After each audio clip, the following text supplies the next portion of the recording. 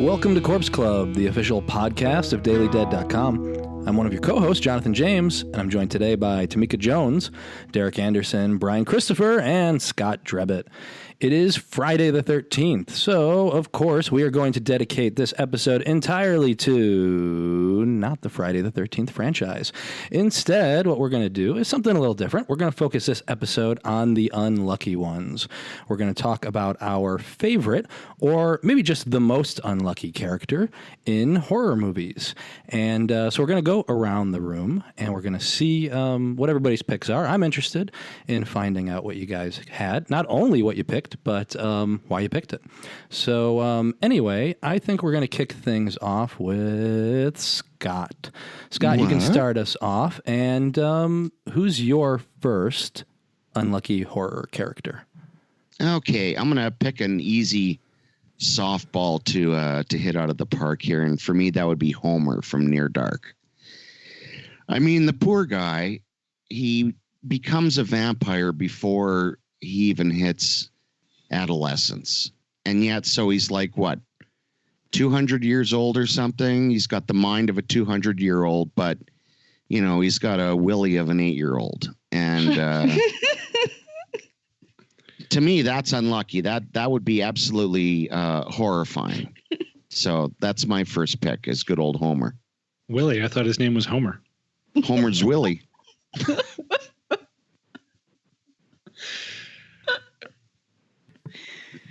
Also playing at Coachella, Homer's Willie. Off to a rip-roaring start. So I definitely see where you're coming from on that one, Scott. I do wonder, though, does he... Because, like, when I was doing this list, I was really trying to keep the people who... I guess he's unlucky, but like I feel less bad about him for being unlucky when he starts preying on actual children later on in the movie. I almost wonder if Claudia from Interview with a Vampire, just because I don't know, I guess she didn't go the creepy route with it at the end. You kind of stay on board with her kind of getting the bad lot in the card she was dealt on that one. Yeah, well, I guess I really mean like just from his point of view. Yeah, he's unlucky. You know what I mean? Yeah, I'm saying if I were him, that would really suck. Yeah, I mean, this is why I'm kind of interested in, like, yeah, and the reason why you consider them unlucky, because some people I'd be like, well, that's not very unlucky in terms of the movie, but yeah, I wouldn't want to be a kid vampire if, you know, for 200 years. No, I know. That's just forget about it. And I guess my retort to that is a little unfair. It doesn't make him any less unlucky. It's just how he reacted to it. But you bring up a very good point. It's if I'm going to be immortal, I don't want to do it as a, like, he looked like he was just on the brink of like middle school, which were probably two of the worst years of my life, just when everything is kind of starting to go haywire. Sure. For sure. You have no control over your own body, like everything's tripping all over itself, and to do that for a couple of centuries would not be pleasant. I'd rather be like 70 forever. And some people even say that like they don't want to be vampires at all. I'm not one of those people, but some people are like, I don't want to be undead. I can't drink blood from other people. I mean, I would take, just in case there's any vampires listening, I will take the offer and become a vampire. But some people would consider just becoming a vampire unlucky. Now, would you want to be part of like the Near Dark clan vampires, or if you had a chance to like choose what vampire avenue you were going to go, which one would you go with? Oh, that's a really good question. No, I guess I would do more of like the let me in type vampire, or like I want. So you'd want to be a child vampire. What's wrong with you? I don't mean the child vampire part, but I mean like I would want like a companion that I would stay with for a long time, and maybe I'd make them a vampire. But like I need someone to help me, and maybe I could drink their blood. Like I don't want to do the Near Dark, like going from place to place and like killing innocents. Like I just want to find like a good source of blood for a long period of time. I don't even want to bite anyone. Yeah, he doesn't want to get his hands dirty. He just wants the blood, doesn't want to know where it comes from. No, just give it to me in a plasma bag. I'm like, yeah, I'm okay like having like a good like connection with a hospital and just, getting my little blood bag. So yeah, I'm okay. That avenue is the avenue I would take. especially if I'm going to be like a 70-year-old vampire. Like, do I really want to schlep my ass to the bar again and try to talk some 65-year-old, bingo queen back to my place, get her some juice, and then I bite her on the neck, and then what do I do with the body? Like, I have to drag it outside and forget it. Yeah, it's a lot of work to be a near dark vampire. It's a to-do. It is. Forget it. There's a lot of what you do would be on camera. If you bit up an entire bar, you'd have the cops chasing you. It's a lot of work. I got Wheel of Fortune at 7, so if we're going to be, getting this done, it's going to have to be, I don't know, nursing home bingo hour, I guess, would be my best shot. So essentially, if we're going to be vampires, no being a kid and get yourself a patsy. Yes. Tamika, what do you got? So you basically want to be Twilight vampires? Yeah. I think so. Ah, yeah, I'm okay with that. I don't want to sparkle necessarily, but if sparkling was required as part of the living forever, I would take it. I would lean more towards the Lost Boys vampires, because then you're also on the beach. You got the boardwalk. You can watch Tim Capello play the sax. Like it's the best of both worlds. You can mispronounce Tim Capello's name. Like, well, I got a 50-50 shot at this. If it wasn't you, it was going to be a listener. So I think when we did the Lost Boys episode, I called him Capicola or something like that. Some Italian lunch. Everyone knows what we're talking about. Oh my gosh. I have learned a lot. Interesting. Twilight vampires. Yeah. Not me, though. I basically just want to stay 70 forever. It doesn't even have to be a vampire thing. Whatever solution you come up with, I'm good. Yeah, but okay, so I hear you. I get why, this all seems fun. Unfun? Is that a word? Not fun?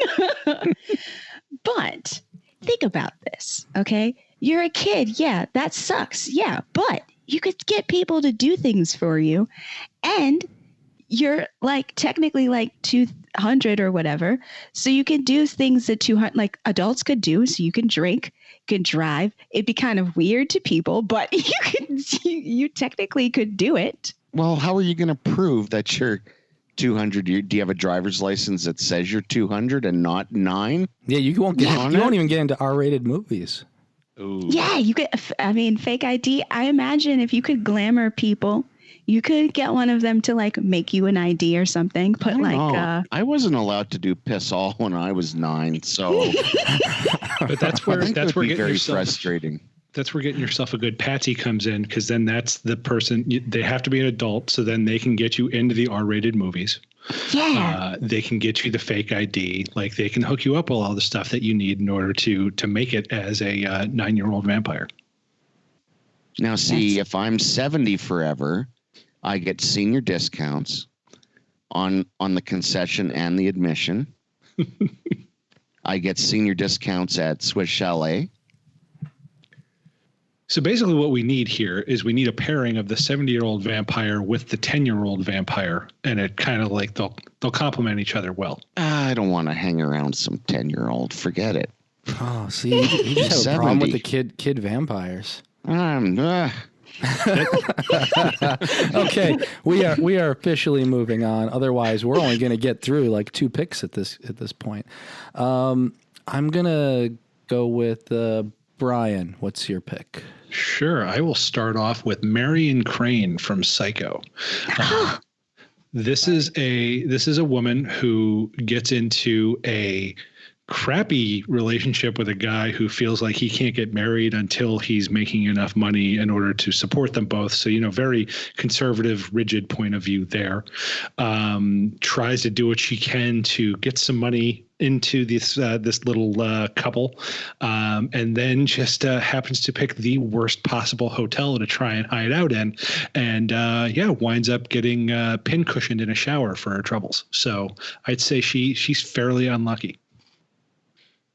I would say she is too, but back to her boyfriend. Do you really think you're kind of painting him as a bad guy here, Brian? Well, I'm just saying, like, if his ego wasn't such that he felt like, oh, I need to be able to support us and be able to, have this Ozzie and Harriet life together before we can get married, she wouldn't have felt compelled to rob from her boss in the first place, and she wouldn't have been on the road to that hotel. They could have been very happy with one another. Right. So he just wanted to be rich, and she decided to rob a bank for $40,000. Yes. Because she felt like that was the only way that they could get married. I know. I'm just saying, I think you're undervaluing him a little bit in this scenario. Or am I? I don't think he's him, or valuing him just the right amount. I don't think I think he's a better guy than you're giving him credit for. Yeah. I'm not saying necessarily he's a bad guy. I'm just saying that it's a string of bad luck that poor Marion had that started with that relationship. Whatever blame you want to cast on whose fault it was, it's still bad luck that she was in that situation in the first place, which kind of set off the sequence of events that wound up having her, I believe, dead in a automobile in the middle of a pond. Can't argue that. And there's also that like really terrible storm that she got caught in, like if there wasn't some awful, like storm out, she wouldn't have had to stop at the motel. And then there's the construction, like that highway or whatever, all the things just added up to what happened. I feel you on that. I think she's totally unlucky. Like of all the motels in the world she could have stopped at, is that one. Tamika gets it. Yeah. I'm just saying it's her own damn fault. I guess is what I'm saying. Is your last name Loomis? Like, are you a relative? Did I offend your family bloodline? I'm just saying. Did I offend your bloodline? Should have gone at the Holiday Inn, I guess. Yeah, anywhere else, basically. Okay, Tamika, we're going to switch over to you. What's your pick? Okay, so I'm going to go with Grace from Ready or Not because initially I thought, well, I still do think that she's pretty unlucky. But I think my thought process behind that was because, she's just getting married, it's supposed to be, she's actually supposed to be the lucky one, right? She's getting married to this seemingly nice guy and he's crazy rich, and then, she has to play this game. And there are people who've, married into the family who've played this game and they get old maid or whatever. But again, she's got to play hide and seek. And it just all goes downhill from there. It's honestly, so we discussed we're not going to do spoilers. No. In our earlier discussion, just to bring the listeners up to speed, I was teasing and I said no spoilers in this episode. But just to give our listeners fair warning, we are spoiling all of this because we have to tell you how these characters are unlucky. So if you don't want to know what happens in Ready or Not, plug your ears while Tamika talks about it. Okay. She does survive in the end, but look at all the stuff she had to endure. She had to kill off her, husband's relatives. They explode. That was so cool though. Oh, them exploding like that, like water balloons, kind of amazing. But it's still the worst thing. She went from I'm going to get married and I'm going to be I was going to say dumbass. Oh God, no. Dumas? Yeah. I think either works. Dumas. Dumas. I call my That kids was a all the time. misspeaking. I'm sorry. And then, yeah, it just, oh God, it just swan dives so hard after that ceremony. Oh, Lord. I have to say, you go ahead. Sorry, Derek. go ahead. Or Scott. Okay, I was going to say very quickly that when you started, I was like, well, did she really have an unlucky time? Because like she survived, but you changed my mind, Tamika. You are right. Like she could have gotten Connect 4 or charades. Like she didn't have to get hide and seek. And even if she did survive, like she's going to be traumatized for life. So not only was she kind of like unlucky in love in terms of the person that she picked because it's a terrible family, but she couldn't even luck out in the game. Exactly. So she was like doubling unlucky. Yeah, that's the one I was focusing in on was the gas. She was unlucky when it came to the game of chance, right? She just drew the wrong card. The card no one gets. Hadn't it been like 100 years or something since someone had pulled that card? Like it's only happened like a few times before or something in the whole history. Yeah. Yeah, because so that's just unlucky. That's what we call around here Drebit luck. Oh no. Yeah. Although one could posit, if this is all kind of the devil's machinations, was it luck or was it part of his design? Was he tired of Was he tired of the dumbass family and he wanted to do away with them and he knew that Grace would be the one to be able to pull that off? All of these characters, it might just have been fate. Yeah, that is true unluckiness.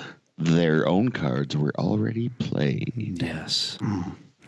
Ooh, okay. That was an after dark king. Scott. Please don't let that be your catchphrase, man. I'm picking you. Okay, moving on. Derek, you are up. All right. I'm going to definitely go into spoiler territory here. If you haven't seen Scream 2 in the last 20 years, my pick is Randy Meeks in Scream 2, played by Jamie Kennedy, because of the way he dies. I mean, this is a guy who he's like the horror movie know-it-all in these movies. And he, even with all of his knowledge and basically providing the template for how to survive a horror movie in the first Scream, and then the second Scream to die by getting pulled into the back of a van. And then not only that, getting killed in broad daylight, but then having the screams masked by the boombox, which is really funny, but at the same time, really frustrating if you like that character. It's just a horrible way to go. And the crazy thing is that like he wasn't even doing anything dumb. Like he was in broad daylight. He was on the phone, and yeah, he was antagonizing Ghostface or one of the ghost faces, but he was doing it so that he could stall. So even that was justified. And thanks for all that, he gets killed. And so it's really unfortunate. And I feel like that's the most unlucky death of anybody in that franchise. And I'm still mad about it. I love that character. And I feel like it's a great moment. It's a shocking moment. And I love that part of it, but I just hate the way he gets killed. It's a tough one to take. And that one's very psycho-like too, I find, because he is the character that shouldn't die, right? He's the guy who knows everything about horror movies. He should be the most savvy. Right. And yet, boom, he's just plucked out of thin air. And at that point, you're going, well, holy shit, if they can take away Randy, they can take away anyone, right? Mm-hmm. Yeah, it felt like that was the most dangerous part of the franchise, because at that point you're like, wow, they really could kill, Gale or Dewey. And after that death, they really don't. There's really no other like really bold moves like that. I mean, I still like Scream 3 and Scream 4, but I feel like there was never a moment where you felt more unsure of what was going to happen next after Randy dies. So well, they had killed Dewey though, remember? Oh, that's right. Yeah, they had killed him, and then the test audience says, "You can't kill Dewey." Which I guess that's like, I think Dewey is sucking up all the good luck in that series. He just keeps like, at least in the first two, he survives getting stabbed multiple times. Right. And then mysteriously his limp disappears in the third movie. It's a miracle. Physical therapy. Or getting stabbed that second time might have helped. Like undid the damage. It popped it back in. Yeah. Yeah, it's kind of like, Dewey was like the Kirby, like, however, if we had gotten a Scream 5, I think a lot of people would want Kirby to come back. But yeah, it was, and I guess I like the fact that they actually went there, and I know they had to rewrite a lot of Scream 2, Kevin Williamson did. So I think that might have, there definitely were some changes made, and who knows like what would have happened if the script hadn't leaked and everything. But I feel like it's a really well constructed kill, but it's just like, oh, he's so unlucky because he didn't really do anything to put himself in that position. He just was trying to help out, and then bam, just like that, gone. But that's what makes it so brilliant too. Just stay away from news vans. That's what I've learned.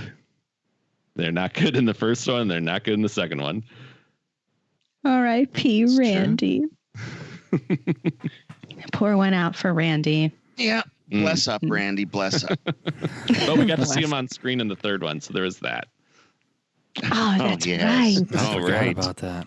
He saved this videotape in case he died. That's something that we should all do. I'm going to do that. I'm going to save a Corpse Club episode just for you all. But you have to do it for a very specific like way of death. Like if you're watching this, I died by a toaster.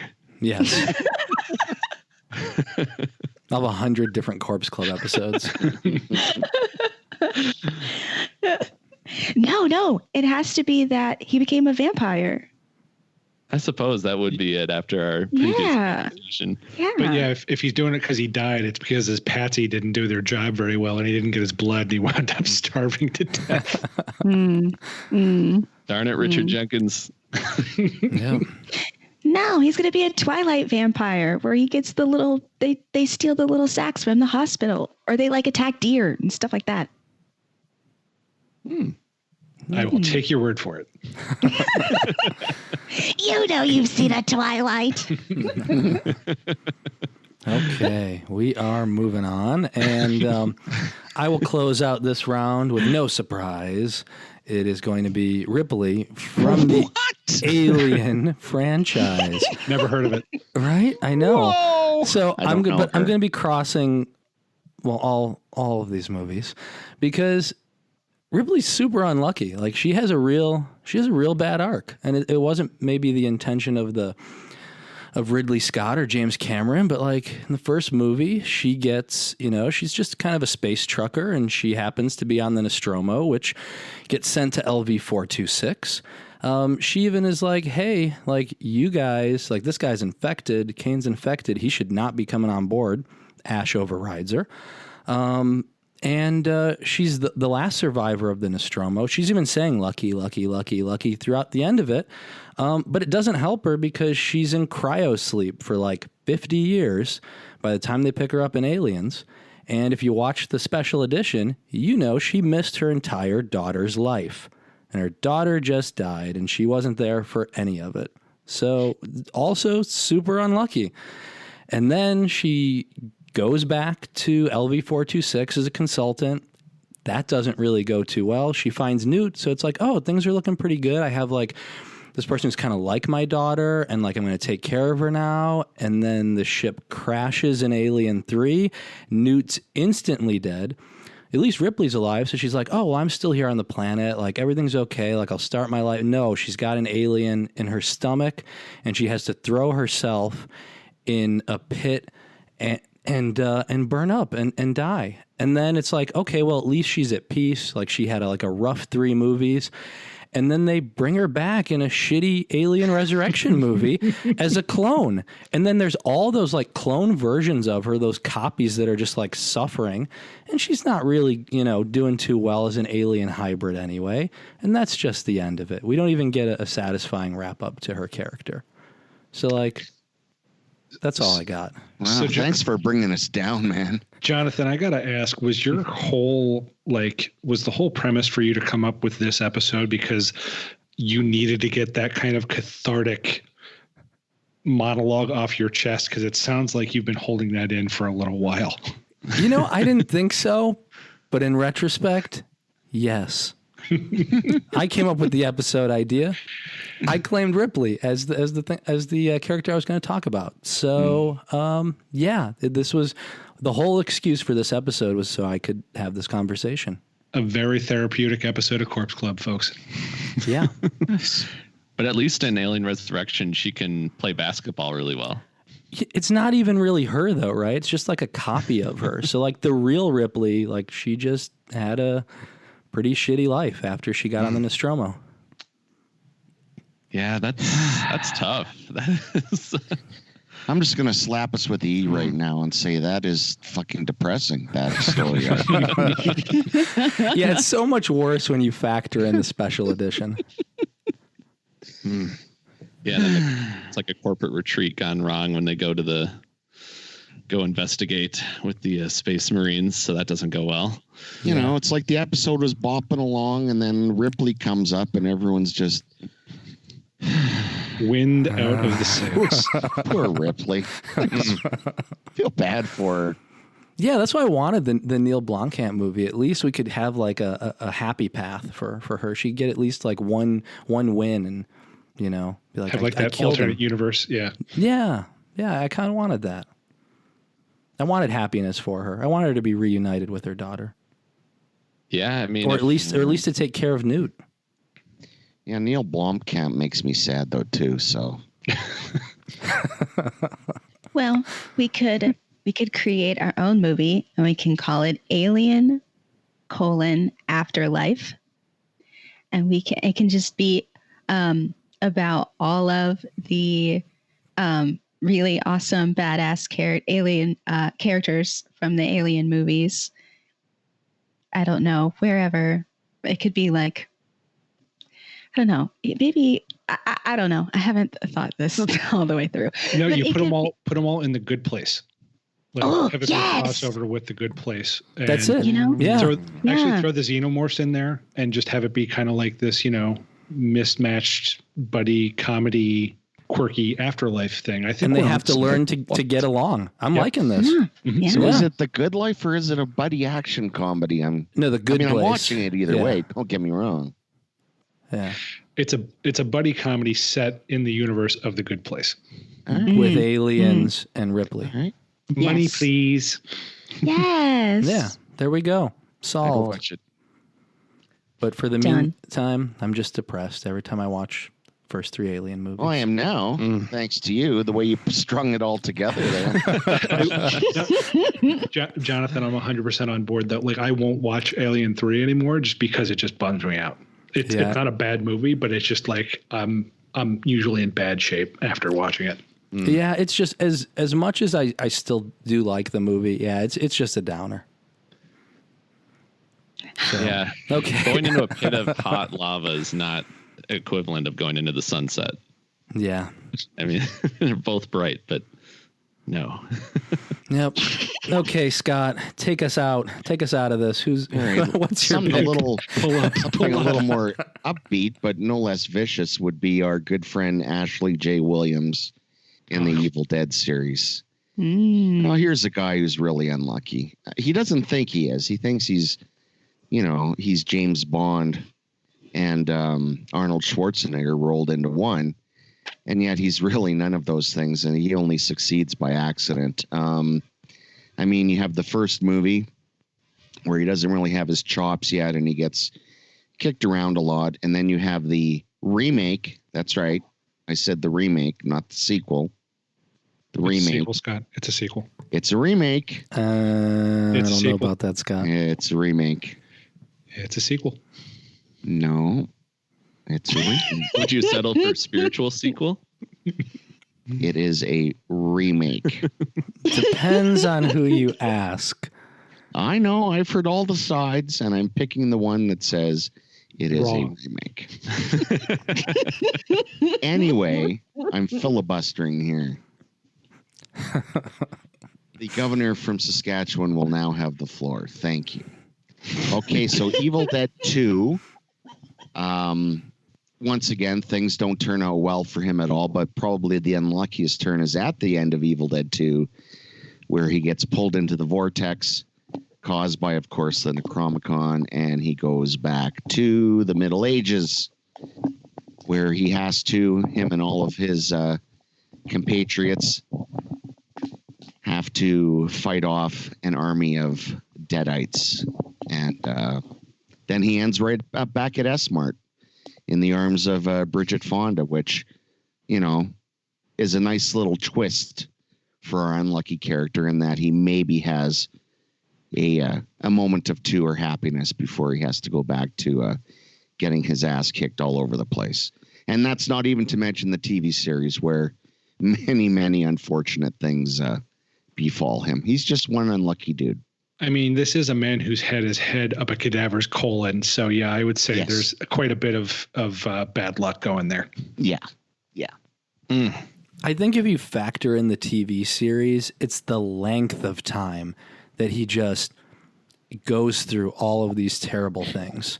I mean, it's Evil Dead and Evil Dead 2 are bad enough, but then to go through all that through Army of Darkness and then, like I say, like a decade or decades of it for the TV series, it's just a lot. It is. It's a lot. It's too much. Poor Ash. It's a testament to his character, though, that he can keep it all together.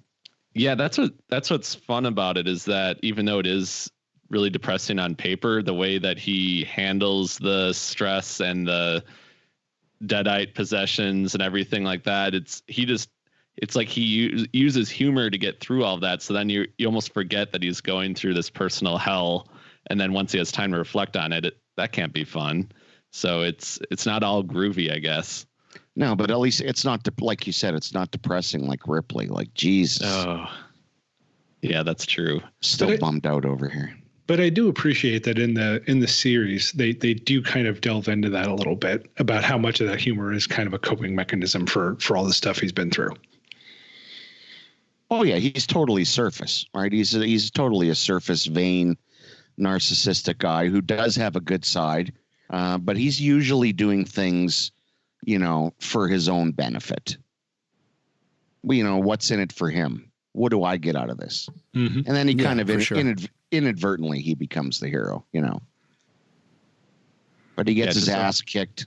That's why I thought of him immediately, because he just gets his ass kicked so often in all of these movies and the TV show that it's a joy to watch. And all he had to do is pick a different cabin. Yeah. Right? That's it. That's it. Just different cabin. A low Airbnb rating for that place. Yeah. Very low. Okay. But S-Mart is better than a vat of hot flames. This is true. Saying. Totally. Okay, Brian, I am kicking it back over to you. All right. My number 2 pick is going to be Sarah from The Descent. This is a woman who lost her family in a car accident. Finds out years later that her best friend was having an affair with her husband, and then gets dragged on a ill-advised spelunking trip into unknown territory down into a cave, which then makes them stumble on a group of cave vampires, I guess is the only way you can describe them. So yeah, just a series of unfortunate events that really comes to a crescendo with the cave vampires. Just really a lot of bad luck for her character. Yeah, that is just a hellscape. I mean, it's like there's a lot to unpack in that movie. I forgot about the friend too. That's like just insult to injury. And then on top of that, you're trying to heal from this past trauma, and then you're uncovering more trauma, and then you're experiencing new trauma. So even though, and that's another movie too, where you just don't feel 100% good about like the ending. Cause I know there's the couple different endings, you know, we have her like escaping, but then, you know, never being the same, and that, or else just never getting out of there. So it's like, there's really no, I don't know. It's not a Into the Sunset kind of ending for sure. Or she gets out into a mediocre sequel. Well, there's And there's that. Just a lot of bad luck. Is there such thing as well-advised spelunking? Because that is not my bag whatsoever. Well, You know. I mean, even in the context of like, it's probably not something I do because I can get a bit claustrophobic in really tight spaces. But given the fact that it was supposed to be one thing, it was supposed to be a very easy kind of cave exploration trip. Yeah. Turned out to be a completely different thing. And this woman had no idea what she was getting them into, partially because of the guilt she felt over having the affair with the long lost husband. So yeah, I would say that even in the realm of like, if you think all spelunking is ill-advised, this was particularly ill-advised. Oh, completely. And it really does come down to those, as you said, Derek, those two different endings, right? The former, the theatrical one that I saw, where she does get out through the tree trunk and makes her way to the vehicle. At least she made it out alive. In the original ending, my God, that is grim. How she's just sitting there in the dark, right? And she's got the light and she's thinking of the birthday cake. And that one is just chilling. Did anybody else see it in theaters? Because I remember seeing the dark ending, and I don't remember. I remember like the fake out, but I don't remember the happy one. But I saw it on like a limited release type thing. So I don't know if I'm making this up, or did anybody else see it in theaters and see? I saw it in theater. I saw it in theater, but it had the I thought the theatrical one for North America anyway was her getting out, which is the one I saw in theaters. Interesting. I'd have to double check. It might have been a screening I saw in Toronto, or maybe I'm crazy. I'll talk to Christy. She'll confirm I'm crazy.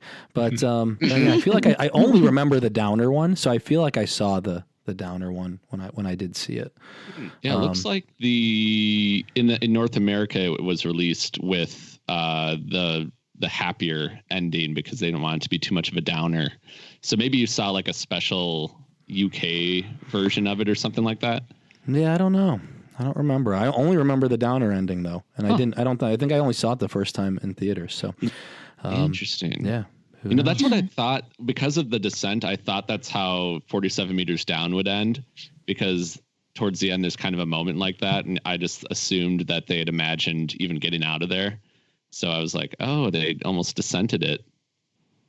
You can use it as a verb. As a verb. Yep. I guess it kind of already is anyway. But I think you're thinking of descend. Well, yeah. I mean, move some letters around. You get a few different things. Or to take away. I like descented. Yeah. I dissented with Tim Capello. We got crossword puzzle going on here. Derek's mispronunciation crossword puzzle. Put the wrong emphasis on the wrong syllable. That's right.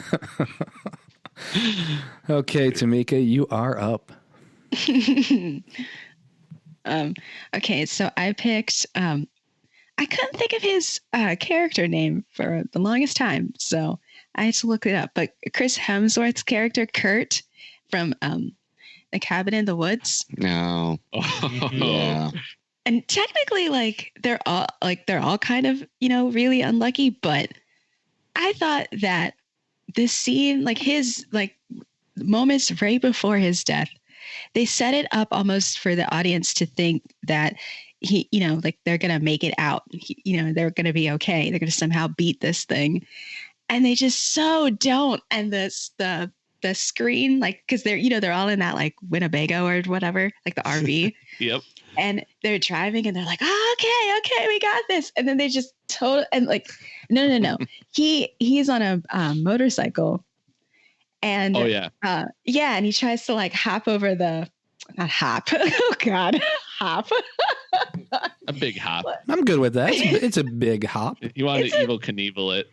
Yes. Yeah. There we go, Derek. Yeah.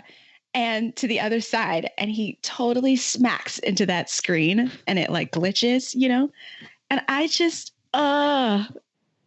that killed me, because I just really thought, okay, somebody's actually going to escape this thing. No, that's not what The Cabin in the Woods does. No Especially- escaping. Like Thor had just come out, I think, it'd come out because that movie got delayed for so long. So then Chris Hemsworth was this big star, and so a lot of people going into that movie might have thought that he was going to be like the hero and was going to be around for the most of the movie, and then they did that, and you're kind of it's just a lot. It's a big shocker for people who didn't know like what to expect from it. And it's kind of like there's a dark humor to it too. It's kind of like Randy's death in Scream 2, where it's almost absurdly funny, but it's also like, damn, that sucks for them. Yeah, exactly. Because you're like, yeah, okay. Like, I think at the time, so but this is like 2012, I believe. I think so. Yeah, yeah, in that ballpark. Yeah, so I think I still had hope, for my horror movie characters. And I think oh, sorry, go ahead. No. It's okay. So yeah, I just thought, okay, like we're gonna have something happy happen to someone in this thing, and no.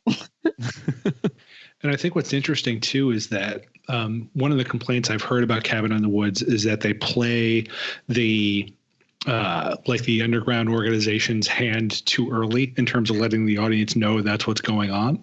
Mm-hmm. And so it would have seemed even more unlucky to be able to, like, if we were just seeing all of this from the point of view of the people in the cabin and not knowing that like the strings were being pulled in the background, it would have really seemed like an awful lot of bad luck happening throughout that movie. Oh, that would have been an interesting thing. I wonder if they ever played around with that, doing that in an early draft or something, because they really don't hide their cards at all, like from the opening scene. But you still, though, it takes a little while for it to come together. Mm-hmm. You know what I mean? That's what I like about it is that when it starts and you see them in their workaday dress shirts riding around on the golf cart, I'm like, what the fuck is this movie about? So I love that they did that. I love that it is the way that it is. I think, especially with what they're trying to do in the movie, like, I don't think it works as meta horror if you don't know that all these strings are being pulled throughout the movie. I do think it would have been an interesting left turn if, like, it was until the third act that all of a sudden they go down to like this underground bunker and you're like, okay, what the hell's going on with this? Like, how did we land here? That would have been an interesting swerve. But that would have also been a very different movie. And I think it works best the way it is. Yeah. And also unlucky in that movie is anybody in the elevator lobby when all the doors open. Oh, yeah. I forgot about that. In horror movies, there just really aren't a lot of lucky people. So this could be like a 13-hour episode. Oh, we're not stopping. Yeah, we're going to keep going. 20 rounds of this. The only lucky ones I can really think of is like half of the counselors in Friday the 13th Part 2 that just stayed at the bar. Oh, right. Lucky Those Ted. ones. Yeah. Right. Oh, my God. Mm. Mm-hmm. That's the fourth rule of survival. Just go to the bar. Okay, Derek, we're going to move on to you. What's your pick? Ooh, okay. I'm going to go with an infection movie, and I'm going to say Frank, played by Brandon Gleeson in 28 Days Later. Oh, yeah. Oh, we're going to get depressed again. Yeah. Yeah, we are. I got to bring us back down a notch because we were getting a little too happy. And just thinking about this character really makes me uncomfortable because it's such a disturbing death scene to watch, especially after all that he'd been through. And he got this little band of survivors all the way to the blockade. And then just something as simple as looking up at the wrong time and then having a drop of infected blood hit your eyeball. And within like 15 seconds, all of a sudden you're just gone. And then also the fact that it happened in front of his daughter, which is just really messed up, and how he's telling them to stay away. And it just felt like that he had earned better. Like he deserved so much better. And there was nothing that he could do. Like, that movie is so brutal because it's just the smallest amount of blood that can just get in any inside of you in any way, even if it's on like your tongue or something like that, or your face, and it can just totally mess you up. So it's that was another just really shocking moment watching that for the first time, and I'm still not over it. It's really hard to even think about that. To make it even a little bit harder, I don't know if anybody watched any of the special features from the DVD release, but I remember them talking about how there was actually the original script, and I think they even storyboarded it out, was going to be that he wasn't killed, but rather, I guess, when I think they knock him out. Like there's not even in the original script, there's not even the military element. They knock him out with a baseball bat, and they find like the military installation. Nobody's there, but they find, I guess, like the schematics or like information on how the disease works. And they find out that if you do a 100% blood transfusion, like if you can get every drop of blood out and replaced with different blood, that the person can recover and be okay. And so there's a version of this that ends with Cillian Murphy's character sacrificing himself to do that blood transfusion. And the dad, the daughter, and the woman leave, and they leave him in there with they don't have the heart to kill him, so they leave him strapped to the table while he's infected. But there is a version written where Brendan Gleeson's character gets out of the movie alive. See, I had read a version of the draft where the only way that you could be cured of it is if you had a transfusion of Keith Richards' blood.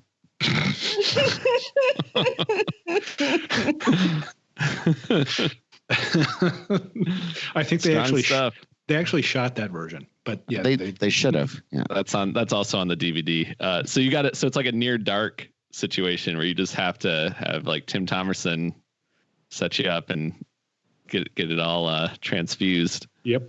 Gosh, I don't know. That's also very sad though.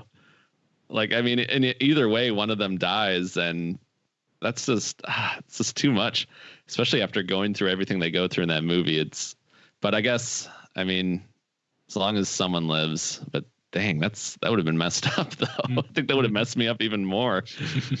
And the funny thing too is that I like sought out this movie. I had to go to like call around to different Best Buys just to get my hands on this movie. And another employee at Best Buy named Derek like held it for me because I was going to go see 28 Weeks Later like the next day, and there's no Netflix or anything, so I had to like go and buy this movie and then just get super bummed out just in time to go get even more bummed out with 28 Weeks Later for I mean, great movies, but just super like heavy stuff. So yeah, that's my unlucky number 2.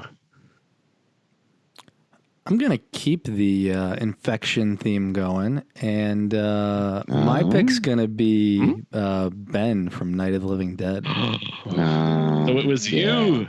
It was you who took it. Derek had this one as well. I'm like, no. Oh, Derek, you got Ben blocked. Yeah, Derek had like 10 picks, by the way. Again, he came in with like so many, and I'm like, what? Yeah, so this was a top shelf pick. I was like, yes, this is the perfect pick. Yeah. No, in all fairness, Jonathan, you didn't put a cap on how many people we should have had. So you had to have known that Derek was going to come in with double digits. You know what? This is true. I should have known. But yeah, so Ben has, we want to talk about downers.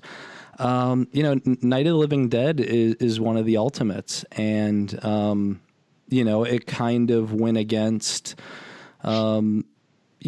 pretty, I guess there weren't a lot of I'd say surprise or downer endings back in the day. I'd say that happened more in modern movie era.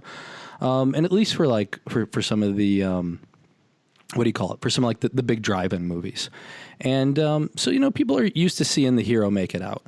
And so I think this is important because I think it kind of established that you don't have to end on a happy note. And I think that was also a pretty big thing for Romero in his career, was to kind of the state of the world is this, it doesn't drastically change from where it is in his movies. It's not like everything goes back to normal. But, we like to think of, if we could, we were talking about vampires before, what we do if we're vampires, but I've often talked about could you survive a zombie apocalypse? And especially when we were doing a lot of stuff for covering The Walking Dead and doing panels and whatnot, it's how would you survive a zombie apocalypse? How would you fare? And I'm like, well, if they were Romero zombies, I'd be pretty good with the zombies, but it always comes down to the human element. And like Ben didn't know what was going on. He didn't know what a Romero zombie was. They weren't even zombies. They were flesh-eating ghouls or flesh eaters. And he kind of just he had no preconceived notions of what a zombie was in this world. And so he had to kind of learn from scratch, like take control and say, hey, this is how you kill them. We're going to get together. Like, I know you're scared, but we have to board the place up. Like, he was a guy who, had all his shit together. And, in most movies, he's the guy that would have survived. And he has the unfortunate, unfortunate fate of getting shot even after he survives at least the first wave of the zombie apocalypse. And just a pretty bad way to go out. You like to think that, hey, if I make it through like one of the worst moments, in my life, or one of the, worst 24 hours in my life, and that maybe I'll see the next sunset, or maybe I'll live to tell the tale. And he didn't make it out of the house. Yeah, well, a much safer version, of course, right, would have been him getting out with the girl and them, running up to the authorities and they're safe. But I think that's a part of the big reason why Night of the Living Dead is still seen as it is that complete shock of an ending to, the guy doesn't get the girl. And as Derek likes to say, there's no riding off into the sunset at all in this movie. And I think when people first see that movie, especially if you see it at a young age, that impact stays with you forever. Yeah, I mean, honestly, I don't know that this movie has the legacy it does without that ending. I love this movie, but I have to admit there are some, let's say, deliberately paced sections of it. So it's something that, like, if it did end on just kind of that run of the mill, he gets out, maybe he and Barbara get out, something along those lines. It's still a really good movie. It's not a great movie the way it is, or it's not a movie that sticks with you the way that it does because of that horrible downer of an ending. Yeah, with the credits too, like you just see the aftermath of what happens to his body, and he's just basically lumped together with all these other dead bodies, the living dead bodies. And yeah, it's really messed up, especially since you basically are almost tricked into thinking that he did make it. I mean, they're right there. Like, he's just kind of cautiously looking out. It's not even really a cabin fever thing where he just comes running out and they, shoot him on the front porch. It's a very almost calculated thing. They just happen to have a gun on him when he shows his head, and they're just shooting at first sight. And it's just really messed up in so many ways. But also, I think, that is a lot of the staying power, I think, comes from that. And then Dwayne Jones's performance is so great, which makes it that much more heartbreaking. It's like the Godfather of all downer endings, I think. I am surprised, though, when Romero wrote the screenplay for the remake that Tom Savini did, that he didn't let Ben live. I mean, a little, right?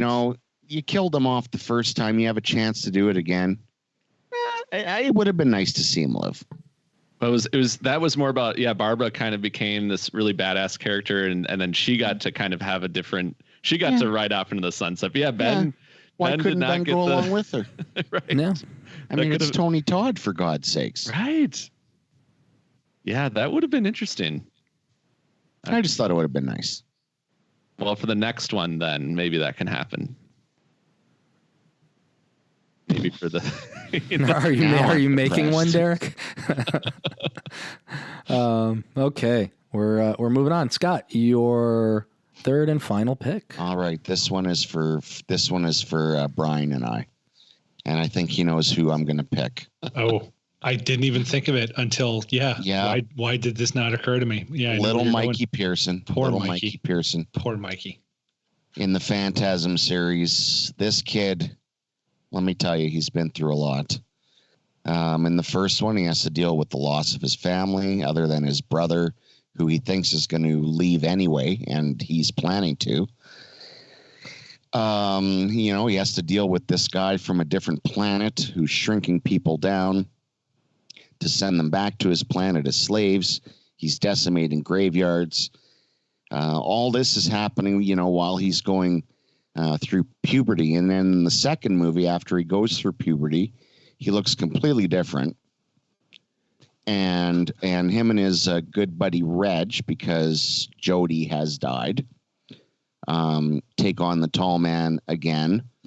That doesn't end well for either of them. However, in the third one, he barely survives, as does Reggie. And then he becomes a minion of the tall man, trying to help Reg from not beyond the grave, but in another dimension. And then in the fourth one, he kind of breaks away from the tall man, but he's still kind of under his control. More people die. By the end of that movie, I'm convinced personally that all of the events that happened post the first movie were in his head. So it just becomes even sadder that this kid, who's lost his entire family, is kind of living in this fantasy world where this agent of doom is continually chasing him. I just feel bad for the kid. And then by the end of the series, it's not even his story anymore. Exactly. It's like he's living in a nightmare. Like when you think you wake up, but then you're still in you're just in a different nightmare, and then it just keeps going on a loop. And then, like I said, you don't even know it's real necessarily after a certain amount of time, which is like, I think that's kind of the most horrifying thing about it. Like you could just be reliving that stuff forever, kind of like you're in your own Nightmare on Elm Street dream or something. That's what I'm saying. To me, the whole series is just Mike dealing with the loss of his family, and he's created this, this, like I said, agent of doom that follows him around in his subconscious, and he'll probably live with that forever. Oh, interesting. So do you think, like, from your perspective, that the tall man is just all like a figment of his imagination? Correct. Wow. And see, I buy into the, in 5, I think is where in Ravager is where they lean into that idea of like possible parallel universes and just all these kind of infinite possibilities of how things could pan out. So in this one timeline, it's all about kind of Scott's interpretation of dealing with the death of a loved one, having it kind of all be a fantasy or a nightmare in your head. And then there's another timeline where it's all literal. But either way, it's kind of a bummer. It's either someone dealing with, loss of loved ones just through the natural course of life, or it's someone who keeps watching their loved ones and themselves get obliterated by this, giant alternate universe alien, which is, I think, part of why I love that series so much is because any interpretation you have of it can theoretically be the right one. But every single one of them are kind of poignant and kind of sad. Yeah. Just to say, any way you look at it, he's unlucky. Mm-hmm. Yeah. It gives you the sadsies. All of these are giving me the sadsies. Yeah, I didn't think this episode was going to be such a downer, but as we were going through Ash was an upbeat one. Ash is still alive.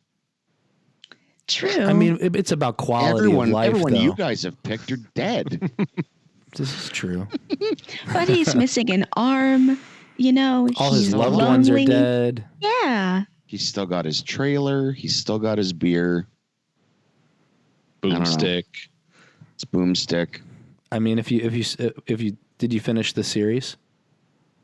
No spoilers. No. Yeah, I'll skip it. But anyway, he's still not doing that great. He might have lost some more things that he kind of likes. So anyway, it's still a downer. Okay, Brian, let's see what you have. What's your last pick?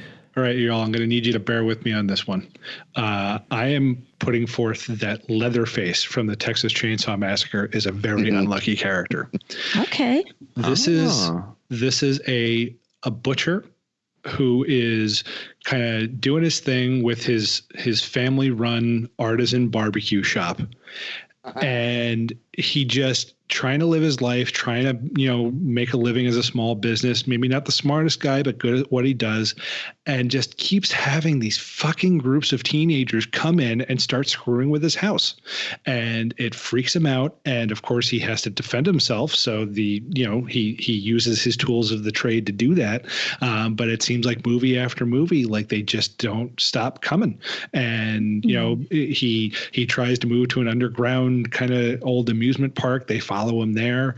He gets a completely different family and they move to a different house, and this whole other gaggle of people come in there. And, he even tries to make his way with Matthew McConaughey, and in comes Renee Zellweger to ruin that. So he's just, this is a guy that can't live his life because people come in and keep screwing with it. And I just think he's very unfortunate.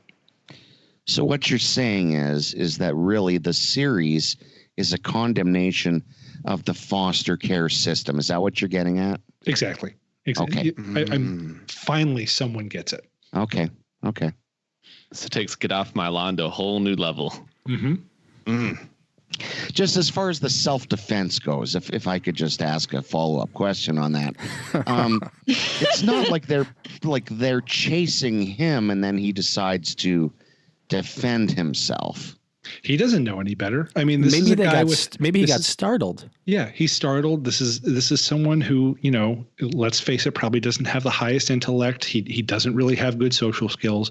He's in his. This is essentially the first Texas Chainsaw Massacre is a home invasion movie, and so if you're in your house and people just start barging their way in, you don't know that they have good or bad intentions. So you can't really take that risk. He's standing his ground. It's Texas, so he's going to do what he needs to do, and they just keep coming. So he just keeps doing what he needs to. Your defense is a little flimsy, counselor, if I may add. I think it's pretty airtight, Scott. When they see him and they decide to go, away from him, where he would be safe if they were away from him, he decides to pursue them. For all he knows, they're going to get more people to come in and attack him. Reinforcements. Yes. So if they get off the property, who knows who they're going to be bringing back with them. So there could be like 200 vans showing up for like Woodstock. Yeah, if there was a home invasion in my house, it would be about speed. I have to kill these people in my house as quickly as possible because I don't know how many more are outside. Exactly. And then just to be on the safe side, a bunch of hippies in your house? No. And then you also eat them just to be on the safe side, just so nothing goes to waste. Because he knows how broken the U.S. justice system is, and if there are dead bodies in their house, they're not going to believe that he was just defending himself. So he's in his desperation. He is going to get rid of the evidence the only way he knows how. I'm gonna have to do a rewatch. I think you might have cracked. You might have cracked this one open. Yeah. I can't say I'm completely convinced. Well, now you're just being contrarian, Scott, and you're being. I don't mean to go all Armand White on you here. I'm just saying. I don't know. Interesting theory, though. If the hippie teenagers would have just left well enough alone, then don't start nothing, won't be nothing, Scott. It sounds like Leatherface and Jason Voorhees might have a little bit in common with trespassers. Yeah, dude just wants to camp. I think we need a support group for these guys.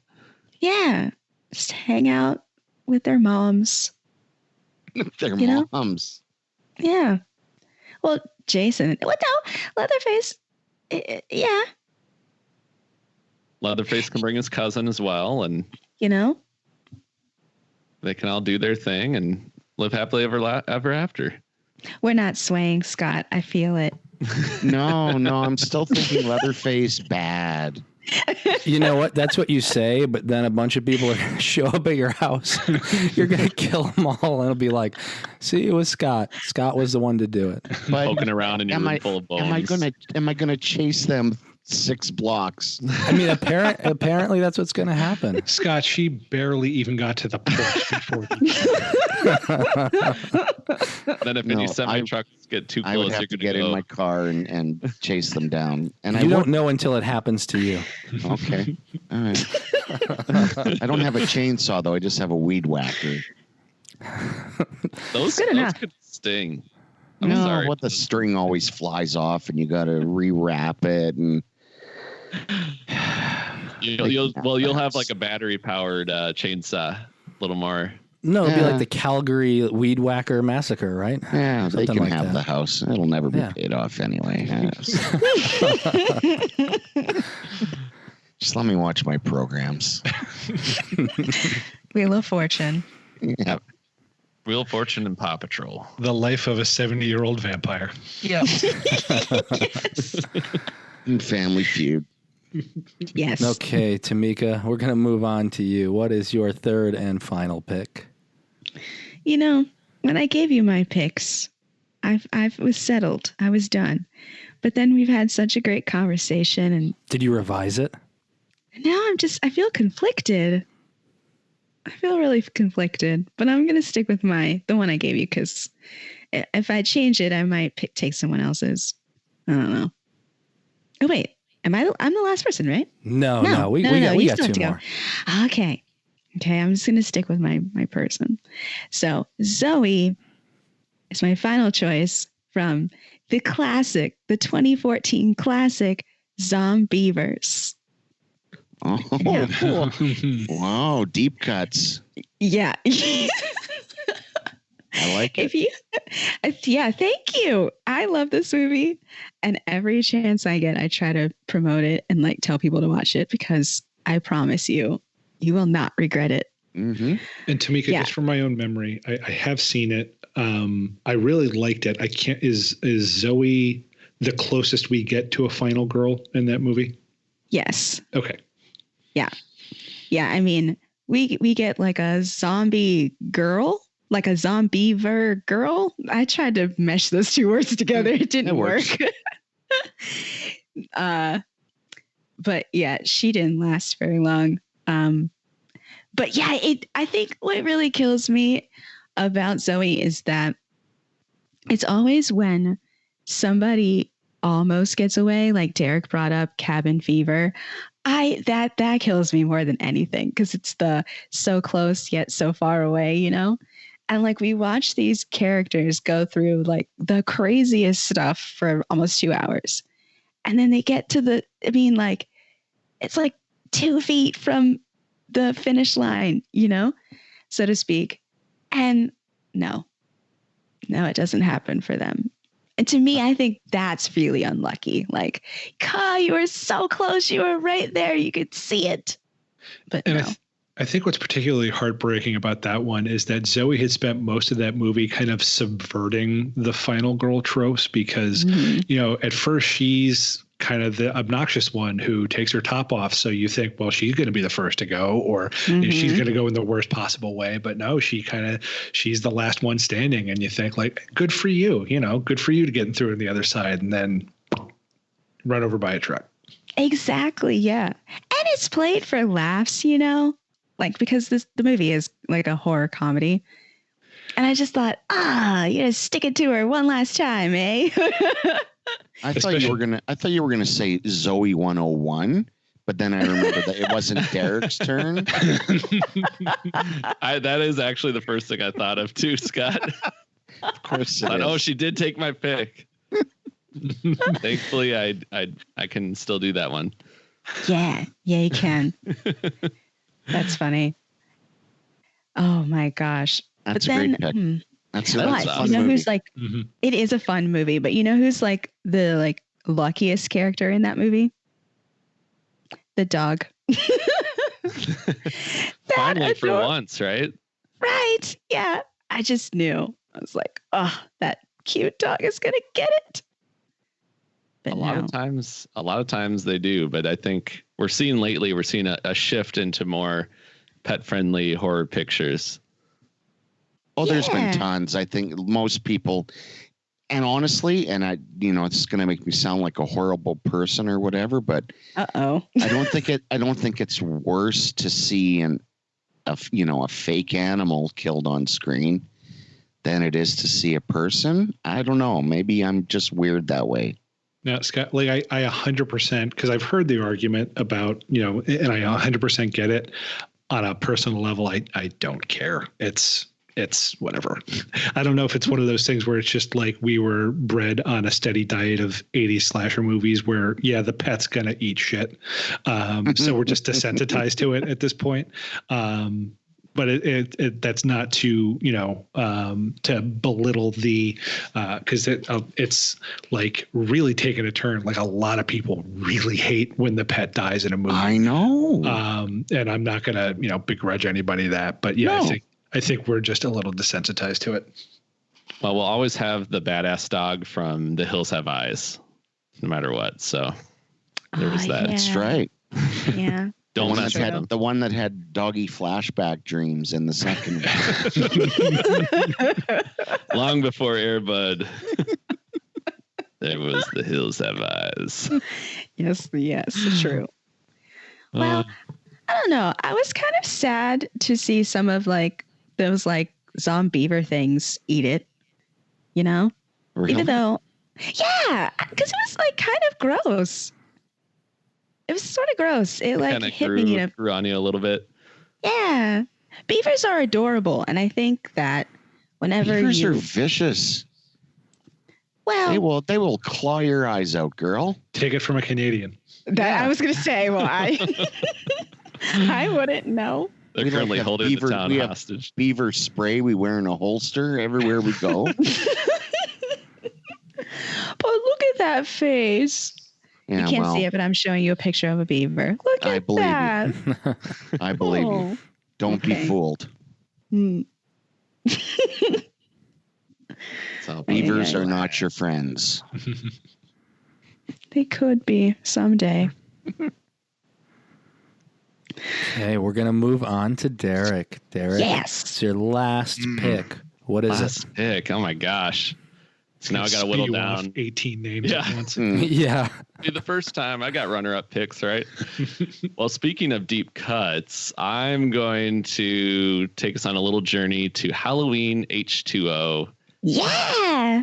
and the beginning of Halloween Resurrection. Yeah. And I am I going to couldn't have pick said it better myself, Tamika. That good. covered the whole range right there. Joy and Pure Terror. I'm going to pick the paramedic without does not have a name that we know of. I believe he's played by a guy named Chris Edwards. And this is the unfortunate soul who, when he's left in a room with Michael Myers, is attacked, has his larynx crushed, and passes out. Oh boy. Did That's I do a it Dr. again? Seuss character, the larynx. Oh boy. So has the mask put on him and then doesn't wake up until he's being thrown around in the back of that ambulance that Laurie Strode has hijacked. And then as we see, he can't talk. So then when the van crashes and he's pinned between a tree and the van very conveniently, and he reaches out to Laurie for help, just like a last gesture of please help me, and then she cuts his head off with the axe, thinking that it's her brother. And then you don't even find that all out until the beginning of Halloween Resurrection, at which point you gotta think, man, that's messed up. I mean, this guy had just doing his job and not only gets attacked by Michael Myers, but then ends up having to go through this whole ride of hell down this mountainside, and then at the end of it all, even miraculously surviving that, then gets his head cut off. It's just it's a tragic switcheroo there. I think even unluckier was Jamie Lee Curtis, because if H2O hadn't been a hit, she wouldn't have had to come back for Resurrection. And then we never would have found out that it wasn't Michael Myers. And Right. The way think- H2O ended was perfect, because we actually thought it was Michael, and it was Yeah, so cool. triumphant, and it was such a definitive ending. And then it happened. Which I would then argue that the unluckiest people in Resurrection are those of us who had to watch it. I think Oh, come on, Dangertainment fans, where are you at? I saw that in the theater by myself. Really? Weeping into his popcorn. Pretty much. I went to see it before I had to go to work, so that was even worse. Going to work defeated. I have such bad luck with like noon movies. I stopped going. I saw like The Matrix Revolutions and like a morning movie. I saw Star Trek Nemesis. I'm like, screw that. I'm not going to any more morning movies. They're going to be somehow better in the afternoon. Yeah, it would have been like a masterpiece. Yeah, no, I really think that had I gone to like a midnight or 9 o'clock showing of Matrix Revolutions, that it would have had a completely different story. I think if I had seen Resurrection at 9 o'clock at night, it would have been as good as the first one. Is this like a Yes. Is this like a theatrical version of Schrodinger's cat? Where it's Yeah. it's a good or a bad movie depending on when you see it. There you go. Yeah. It's funny too. Like this was back when well, not back before the internet necessarily, but it was a while ago. And the rumor that I heard was that Michael Myers was like a ghost in Resurrection. So I really thought that he had been killed at the end of H2O. And then I didn't even know until I saw the movie after renting it at Blockbuster that it was the paramedic all along. So yeah, I don't know. That just, there's a lot to dissect there. And I think it was Kevin Williamson that actually pitched that idea that had to like come up with, they turned to him for help, I believe, to like, how do we do this? Because we need to make another movie and we have no idea what to do. And I think he like came up with that after the fact. And I don't think he has any credit on it, but that's what I had thought. But then I thought I heard just a little while ago that it turns out that they were planning that all along. Oh, they already had that. They already had that planned out. Oh, because there was like a contingency that you couldn't kill Michael, I think, or something like that. Like they just didn't want to kill Michael. Oh, please don't let that be true. The only thing that saves that for me is the thought that it was just like something that they pulled out of their butt when they realized they needed to make an 8th one, so I could just kind of ignore it and just say like, no, it stops at H2O and 8 never happened. If that was it all along, now that's going to be like in my head. That's a bummer. Well, and we're depressed again. And we're back to depressed. But it could be all in Michael's imagination from Phantasm too. We don't know. Well, I hate you, Derek. Don't you try to drag Resurrection into Phantasm. How dare you, sir? Saying double feature idea. I haven't seen anyone do it yet. There's a reason. Oh, the fan film that bridges the two franchises. Yeah. No. It's Busta Rhymes. I don't. He brings everyone together. Yes. I mean, who knows? I always wanted to see what happened after Michael woke up on the morgue table. Yeah.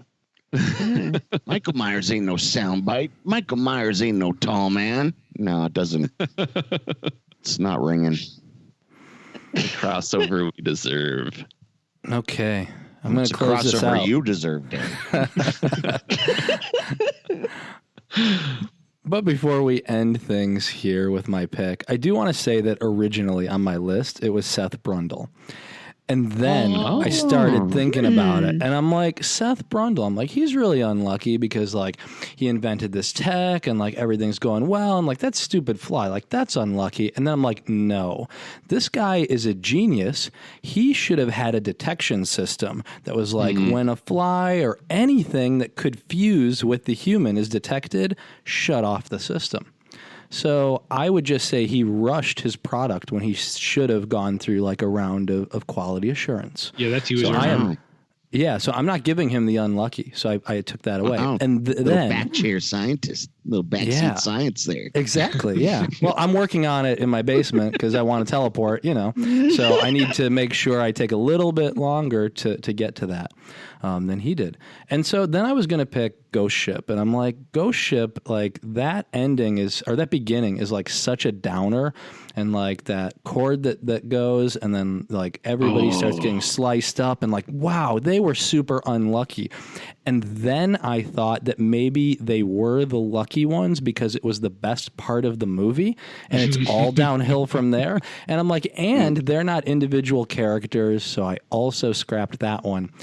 And through this discussion, you know that I am just going through my picks. Yeah, what the hell? Like, I thought we could do this. So my actual one is going to be Larry Cotton from Hellraiser. Now, he really did have it kind of bad because he didn't know what his brother Frank was up to. He's just moving into his old parents' place. He's moving there. He's going with his wife. It's kind of like a new start for them. And he's like, we're going to clean the place up. Like, he's happy. He's excited. And he has no idea there's a puzzle box. He has zero idea of anything that's going on while Julia's, running around killing people, while Frank's coming back. He knows none of that. And then we don't even really get to see him like find out, or we don't get to see him get killed. He has this horrible death off screen where he is probably cut open alive. His face is sliced off, his skin sliced off, and then Frank just wears it as a skin suit. A very accurate looking skin suit for the most part. So I think he really had the bad fortune of like, had he not moved back to the house, had he sold the house, like taken the money, bought a new house, had he moved anywhere else, he wouldn't have encountered Frank because Frank died there. So he could have had a real estate agent sell the place. So had he just not moved back, he would have been fine. Or had he not gotten cut, and then the blood dropped all over the place, because it could have taken decades for somebody to bleed upstairs. So he really just had a bad string of luck. Now, see, I didn't want to I was actually thinking Kirsty Cotton, but I figured maybe I'll step off the Hellraiser train for 5 minutes. But because we're back on it, I'm going to go ahead and note that she's only involved with this in the first place because her uncle's a douchebag. And then she gets dragged back in because her stepmom's evil. And then she gets dragged back in an awful movie several movies later because her husband's a douchebag. So she keeps getting dragged into this thing through no fault of her own. Yeah, she definitely, I was thinking about it and I'm like, yeah, she definitely was like unlucky. But man, Larry didn't even see it coming. The cuckold of all cuckolds. Yeah, he didn't. It wasn't a good way to go. And if I was gonna go by those forces, I'd rather know. I want to see Pinhead. I want to go see Hell. I want to experience that, and then I want to die. You want to have an Aladdin moment where you can fly around and I want everything. Pinhead to show me the world that he lives in. Yeah. Well, because I seem to be full of useless trivia tonight, there was also another version of Hellbound where there was a script where they actually do find Larry in hell and get him out. But apparently Andrew Robinson just didn't want to be in the second one, I believe was the reason. So they had to go with a different direction on that. But yeah, there's a whole script where, they actually do find him and he gets to leave hell. Oh, wow. Yeah, and see, that would have been okay. And then I would have been like, he's not that unlucky, because then he got to experience all these cool things. Mm-hmm. Like he got his skin taken off, but then it was like, no, you're back. Mm-hmm. But if you're Andrew Robinson, do you ever really end up well in a movie? Any movie I've seen him in, he usually ends up face down in a gutter or hell or off the side of a building being blown away by Dirty Harry. Getting punched in the face by 3-foot-tall Sylvester Stallone. There you go. Hellward Bound 2, The Search for Larry. Which I suppose does make the character Larry even that much unluckier, because he could have gotten out had the person who portrayed him wanted to actually do that. So the character got screwed over multiple ways. Mm-hmm. Yeah, that's true. They could have just kept Larry in there and just have him skinless and say it's, same guy. Yeah, could have done that. That's true. Yeah, that that's could true. be creative. Huh. Or join the Cenobites as like their offbeat new addition to the group. I mean, my favorite series has the star replaced in the second movie by a completely different person. This is And true. then he's back in the third movie like nothing happened. Not even a comment like, "Hey, you look a little different." Yeah. No. Yeah, funny how that works. They could have had some kind of poetic justice where like he gets out, but he's got Frank's skin. Oh, that would have been because really they had the cool. guy who played Frank come back for the second one. So And they had There you Julia, and then they had Christy. So or Kirsty. Oh damn! I was so close to making it through the rest of the episode. I was pronouncing anything. No, else. it's all good. That one's an easy one for people to confuse. So, but yeah, thank you everybody for joining me on this visit to Friday the 13th land, where we go over all of our favorite or most unlucky characters. We have a lot more, so I feel like we'll do this again next time there's another Friday the 13th, because I want another downer episode. It's good therapy. So, No. yeah, I'll pick problem. somebody else from the Alien franchise. I got plenty. So with that, this episode of Corpse Club comes to an end, and we want to thank Bryan, our engineer, for helping us out each and every episode. And as always, we want to thank our listeners, including those of you who have signed up for a Corpse Club membership. Make sure to visit corpseclub.com to check out our latest episode. You can also get our full episode backlog, and you can sign up to become a Corpse Club member. You can pick an episode topic. You can get a Corpse Club pin and t-shirt. So make sure to check out corpseclub.com. Don't forget to rate and review us on Apple Podcasts. Every rating and review really does help. You can also find us on Google Play, SoundCloud, Spotify, Pandora, and YouTube. If you want to get in touch, you can reach out anytime at contact@corpseclub.com, or we're on Twitter at Daily Dead News and at Corpse Club, and we're on Instagram and Facebook under Corpse Club as well. Thanks again for listening, and until next time, stay scary.